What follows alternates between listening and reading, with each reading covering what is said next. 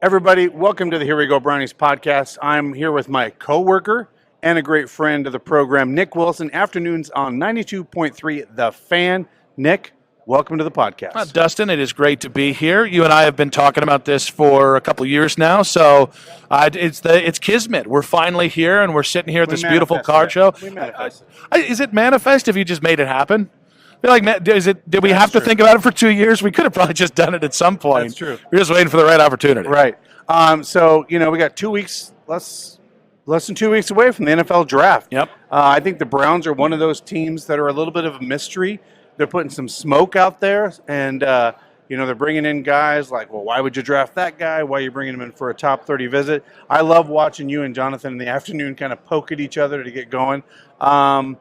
I'm just going to put it out here. I would not be shocked if the Cleveland Browns take Jeremiah Love at 6, and the reason I'm going to second that is we don't usually mess up the running back position, and it's one thing with this guy that I think they could hit on. All right, so this is a tough one because, one, I do have to point out to the audience that you were Ashton Genty at 2 last year. And that's why I'm saying So at some point, we just have to wonder if you're going to say they need to draft a running back every year in the first round until they actually do it.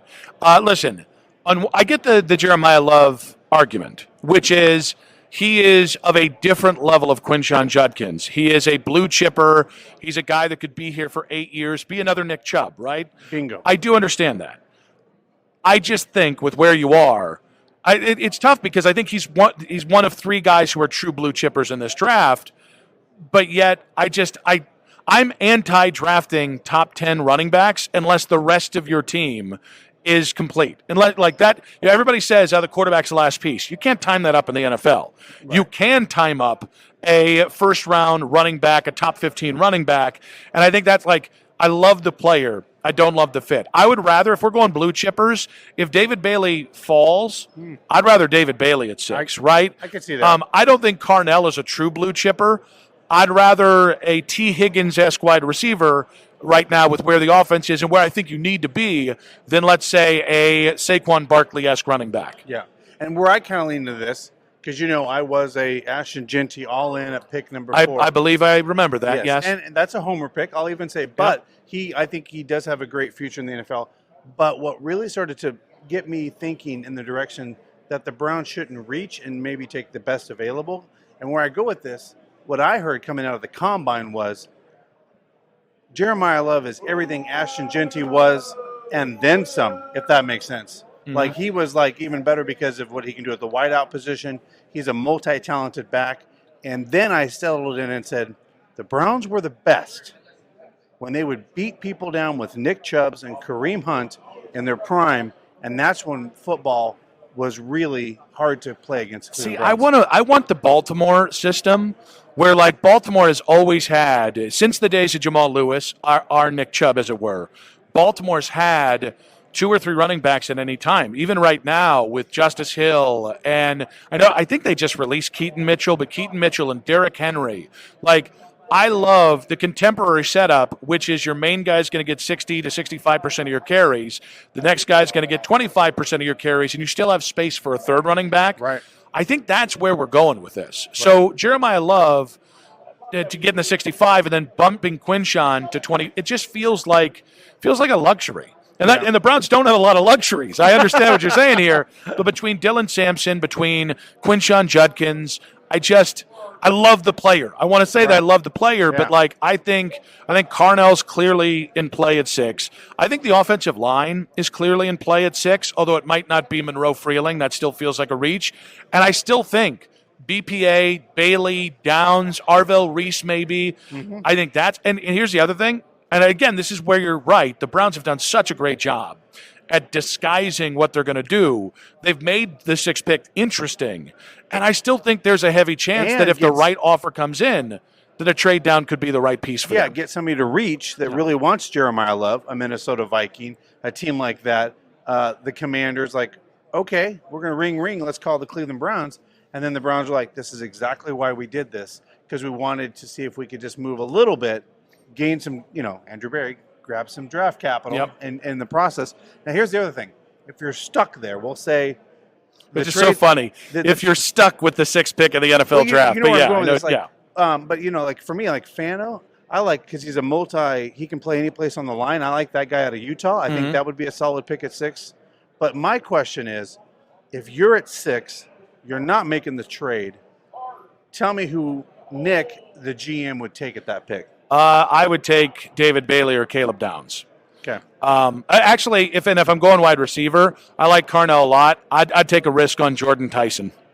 I think Jordan Tyson is the most talented wide receiver in this draft.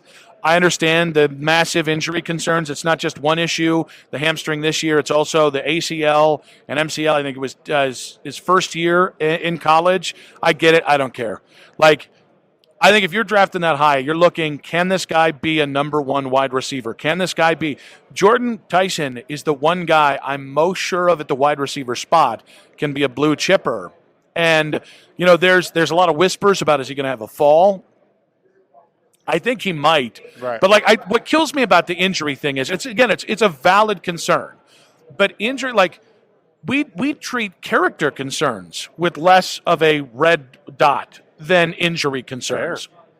And I'm like, I don't understand the logic from the draft community that we get this year that it's like, well, Jordan Tyson isn't a risk at 13 with the Rams, but he is a risk at 6. It's like there's 7 picks. If you said he's as a second round, like Chris Bell is a first round talent out of Louisville, coming off the injury, people have pushed him to the 39 range for the Browns. Another guy, by the way, I'm obsessed with. Right. Specifically for the Browns. That makes sense to me.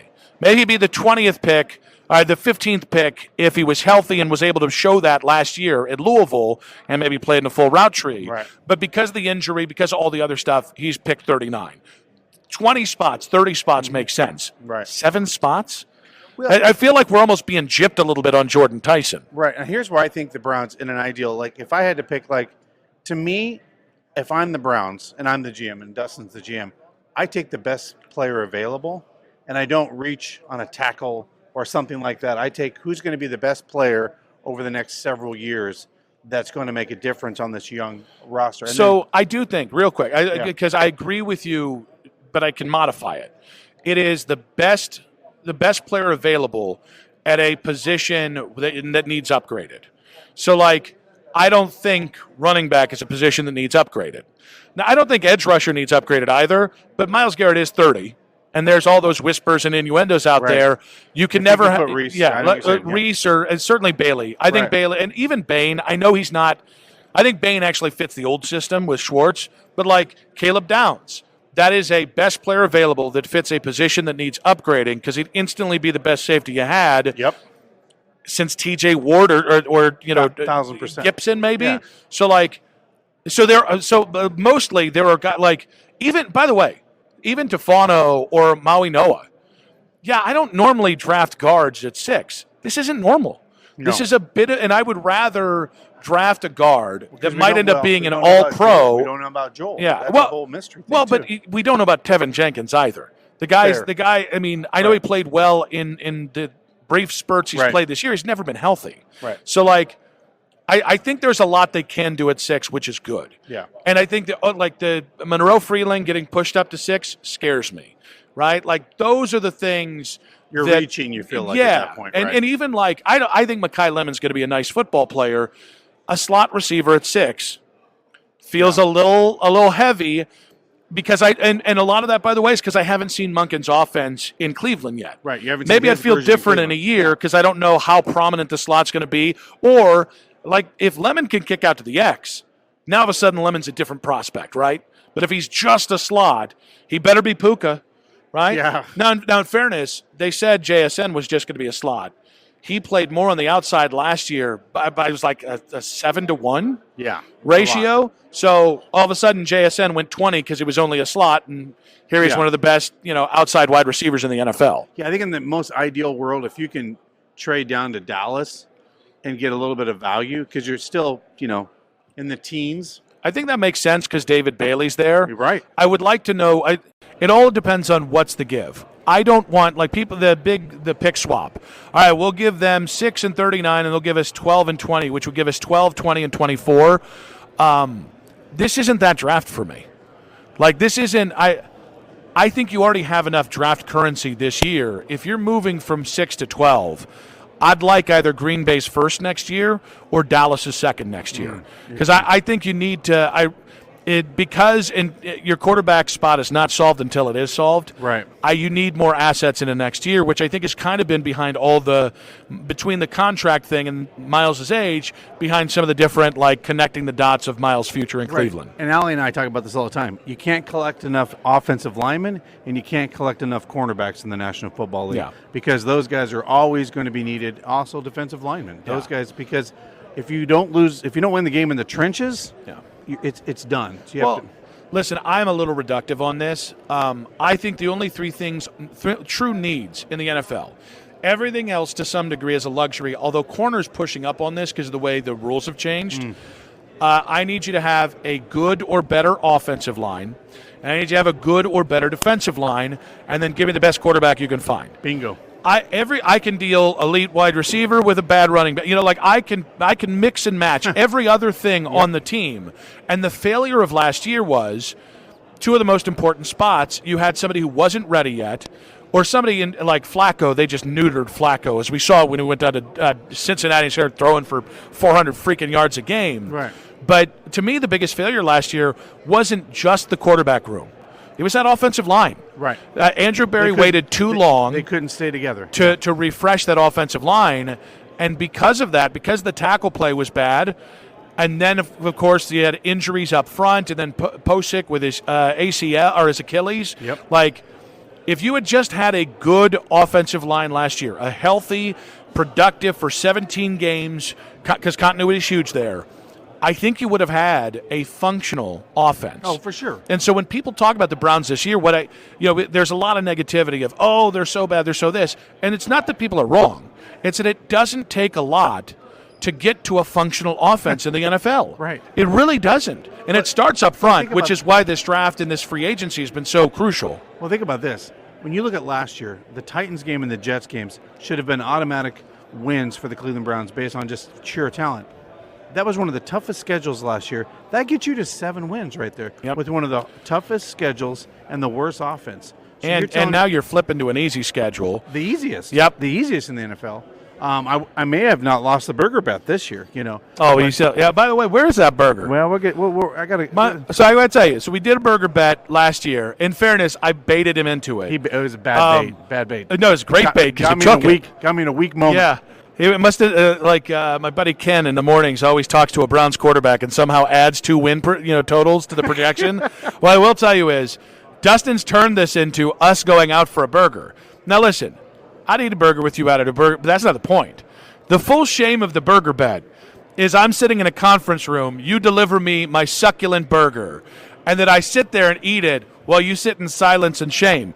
You can't do that at a burger bar. No, you can't. You can't. That would just be weird. A fat man eating a succulent burger while you sit there quietly. This is not to play on your name. This is a bit of a cuck chair situation here.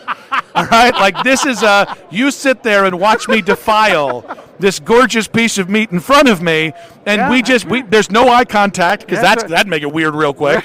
But this is that's the part of the burger bet that nobody gets is the shame of the burger bet. Yeah. Okay. Well, here we're going to do a burger bet this year. We'll think about it. No, you got to give me the new burger bet. Moment. I'll give you the. Are we doubling moment. down because you just haven't paid off yet? No. I'll give you the shame moment. We'll take care of the shame moment. But let's do a new one this year, so maybe I can redeem for this year. I don't blindly commit to burger bets.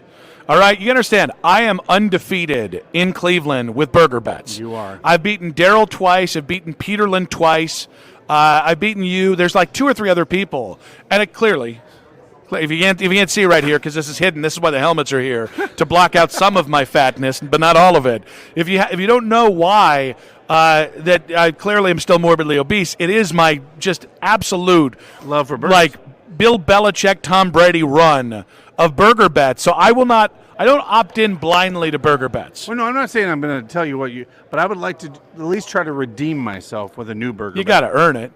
Okay. Like, there's got to be, it's the right time, right place, right? It's very much, I don't even know. I haven't dated in 20 years. I was going to say, it's a lot like finding a lover. I know. I've been with the same woman for 20 years and disappointing her for 20 years. You've got a lot of, Your reputation's on the line. You said you're undefeated at Burger Bet. So Yeah, that's a darn whole- right it is. That's a whole nother So thing. you better make it worth it. Yeah. All right. Yeah, like maybe this time. All right, how about this? I got how about a map room burger? Why would you say that? Like it was like, I'm going to give you $1 million. Well, a map room burger versus a burger somewhere else is a whole. Oh, so you're just going to get me like a White Castle burger? Is that what you're going to give me on the? Well, I mean, for this last one, I didn't realize you were going to give me like a raw patty and show I up. said the wrong room. The marble room. Marble. Okay, Oh. I was like map room. No, Where no. A marble room burger is No. a whole other level. I'll think about it. No, it's not about the. It's not just about the burger. It's about the stakes of the bet. Okay. And though I'm like Nostradamus with these, okay? I got a couple quatrains. I don't know where they come from in the ether, but I feel them coming down. I channel the football gods, you know, the knowledge, as it were. All right, and so that's when I know when I off make the a burger cuff, bet. This isn't a burger bet. Where do you have the Browns this year record-wise? I actually think Pre-draft. We'll call that pre-draft. That's fine. that's by the way, that's a great question because this could change if they just go out there and are like, Have we're an going to ace. overdraft Monroe Freeling and Casey Concepcion who can't catch a freaking cold at 24. I really think they're going to be better than people realize. I'm in your boat this year. I- you weren't in that boat last year. I was in that Yeah, boat. But I mean, I think 7 and 10, 8 and 9, like that's where my head is right now, and I think I'm being safe. Like I think Monken is not going to try and lose, guys. 9 and All 8. right, I'm at 9 and 8. I can't. He's going to be 13 and 4 by 9 and 8. by preseason week number 2. You know why I'm at 9 and 8? Why? In the last 30 years, 25 to 30 years, 60% of the teams Uh huh. that have the easiest schedule make the playoffs in the National Football League. We have the easiest schedule. Well, okay. And we're going to be better than last year. I can just sell it in better general. than that. Because I hate when people say easy schedule. Plenty of bad teams have easy schedules and end up with top 10 picks. Right. I like Monken a lot. Yeah. Monken is Bruce Arians. Yep. This is a guy who's waited 30 years for his shot to be a head coach. He's not going to tank. No. You're going to have to tank around him, which is really hard. I'm not sure about Rutenberg. That is a little bit of doubt here. But I think that defense has a lot of talent. Right. Don't love what they did with the linebacker room. Diabate, I'm going to go off on a tangent. But my point is, I think the defense is going to bounce back, and it's not hard to be a functional offense. Yeah, that's fair. That defense, even if you give it a full step back, it's maybe the 12th best defense. If this offense is functional, you are a 500 team. Oh, and by the way, you've got a special teams unit with actual special teams players this year. Like we're going to have a kick returner that has returned kicks. Yeah. Oh, we've got gunners. We've got guys to do the job. Yeah. I really like. I think you should be cynical and pissed at the Browns for the fallout of the Deshaun deal, for kind of how they've treated the quarterback room this offseason, for just some of the arrogance that I perceive from Berea. Right. Sometimes, like, why are you asking that? And it's like, because you're an 8-win team in 2 years, and you took us from a championship window to What is this? the abyss of suck. Right. But like another good draft, it's not that You hard nail 2 good drafts, and to you're be off to the races. right there in the NFL. A competent, healthy offensive line. And I think it is going to be Shador, because I really don't want to face the idea of another Deshaun year. And listen, I like Shador, the playmaker. Mm-hmm. Like, I know they're going to have to reel him in a little bit, and I know people are sick of the social media stuff. I don't give a rat's ass. I want good quarterback play. And listen, I can't teach a kid. Now, a kid can't be taught push the ball down the field. Like, Dylan Gabriel's not a bad kid. And honestly, I think he is a backup. I think he is a version of Colt McCoy from the left side and somehow shorter. But Dylan Gabriel, when pushed, was like, oh, I'm going to throw the ball to the sticks. I'm going to throw the ball to the line of scrimmage. Right. You can't be taught to speed up the inclination to push the ball down the field. What you can be taught is when you're throwing the ball all over and making plays, okay, don't do that. Right. Hey, this mistake is one you keep making. Cut that out, and you're going to we be all saw fine. Myles Garrett's eyes get wide open when Shador pushed that ball down the field, and we're like, we haven't seen that since 2023. Oh, I thought it was when he was flirting with that cop, getting out of that ticket. Oh. No, but By the way, I wish I had that damn smile. Do you see that look on her? Man, hey, I put you down for 90 here, because if we put you down for over 100, and he smiled like, oh, thank you so much. And I was like, man, you imagine, you understand, I got where I got in life, which is farther than I should have, looking like this. Can you imagine? If I didn't look like effing Shrek where I could have gotten in this world. Well, but to my point, like when I saw that in Vegas, when he stretched the field, I'm like, we haven't seen that since the old Joe Flacco. And listen, he's not Mahomes. He's not going to chuck or Allen. He's not going Right. to chuck the thing 60. You don't need to. Not in today's NFL. No. Mahomes does that stuff, and it's great. It's fun to watch, by the way, but it's not necessary. If you can make a 30-yard down the field throw accurately and do it consistently. And it's funny because people have talked about his interceptions in the NFL. It's like, yeah, he didn't know where guys were going to be because he was a mid-round pick that got pushed in a year early. Like but again, I'm a little more bullish on Shedeur than other people, and I'm a little bit more bullish on the Browns. And that's all I got. They play the NFC South. That's all I need to say. When you play if you're a 9-win team in the NFC South, you can win the division. I wish we played in the NFC South. Now. The NFC South actually has a chance to be good this year. Right, but I'm saying most years it's like it's the all mid quarterbacks. By the way, yeah, right. It's Baker, it's Tua, Tyler Shuck. Oh my gosh, Bryce Young. None of them are superstars, but it's just a bunch of guys. Yeah, and then you look at good enough to win with, not good enough to win a Super Bowl. And then you look at like the AFC West and the AFC North. Look at that, it's crazy, right? And then it's like there's the All Stars. I think the AFC North this year is not going to be great. I still think Cincinnati hasn't done enough with that defense. Baltimore deserves the respect because of what they've done the previous couple years, but they lost a lot and didn't replace it. I think Crosby to Hendrickson. People act like great edge rushers are all the same. Guys, Max Crosby is several tiers above Trey Hendrickson, starting it just in the run game, let alone in what he does. Trey's a nice player. Yeah. And also, by the way, he's also a couple years older. But congrats, you saved 2 picks, you Jags. And then Pittsburgh, it's like, I think Aaron Rodgers is playing. I like Mike McCarthy there, but it's still like that's a spot that's running on fumes. You know what that looks like? 2 safe picks. Bring Rodgers back. We know what we have, and McCarthy is a safe coach pick. That seemed like just a safe. Like, we'll just see what this looks like for a few years. Yeah, it felt like the antithetical Steelers choice of we're going to look for who's going to be here 10 years from now. Mike McCarthy is going to be buried in a cheese curd in 10 years. He's got 5 years there, tops. Right. Yeah, it's weird. That was a weird pick for me for McCarthy at head coach. It makes sense for today. If you still think that roster can compete, it makes sense for today. But 5 years from now, that's 3 years from now. Yeah. Like, Watt's getting older. Highsmith has had health issues. Cam Hayward isn't going to be around forever. Right. Obviously, Rodgers, he might end up playing 5 years stringing us all along, but Rodgers. He's not Tom Brady. He can't go out there till 45. Even that offensive line. Like, the Steelers, for 20 years, have not really been able to consistently draft good offensive linemen. Yeah. Kevin Dotson was the best guy they've drafted in the last 15 years, maybe. That might be a slight hyperbole, but, by the way, when did Kevin get good? When he went to L.A. with the Rams.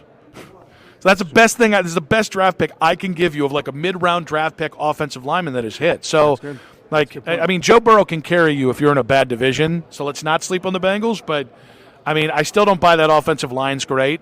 It's still Joe, T, and Jamar. Is it wild to you, if you look at the AFC North, that was the only head coach that kept his job? It was the only way to be. But isn't that wild? We found out exactly, right? How patient are the Steelers, how patient is Bisciotti, and how cheap Mike Brown is. Also, we are missing out on the one miracle that we've ever had, which is a head coach in Cleveland for more than 6 years. Yeah, for more than 3 years. Yeah, that was a miracle. Yeah. So, but I like Monken. Nick, appreciate you as always. Tell everyone where they can find you. You can find me at Nick Wilson Says, TikTok, Twitter. I don't know what my Facebook handle is. You can find me there, but find me 92.3 The Fan, 2 to 7 every weekday. And make sure to subscribe to this guy because one of the hardest working dudes in the business, always running something, always doing something. Great attitude as well. We're big fans of Dustin over there as well.